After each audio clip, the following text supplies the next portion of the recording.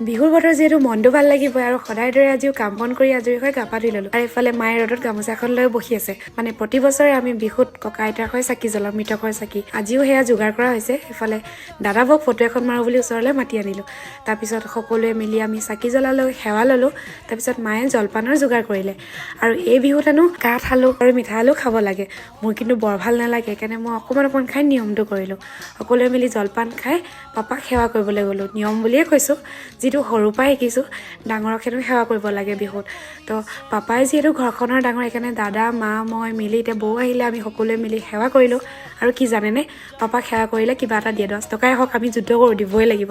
আৰু এবাৰ 50 টকাকৈ দিলে লাভেই হ'ল সেৱা কৰি আমি আইতা ঘৰলৈ গ'লোঁ যিহেতু ওচৰতে আৰু প্ৰতি বছৰে আইতাক সেৱা কৰোঁ এতিয়া আইতা ঢুকুৱা কেইমাহমান হৈছে এবাৰ ফটোখনতে ধূপ জ্বলাবলগীয়া হৈছে মনটো বৰ এটা ভাল লগা নাই তাৰ পিঠা খাই আমি ঘৰলৈ বতে ডাঙৰীয়াক লগ পালোঁ মনটো এতিয়াহে ভাল লাগিছে তো আজি ভিডিঅ'টো আছিলে ইমানেই বাই বাই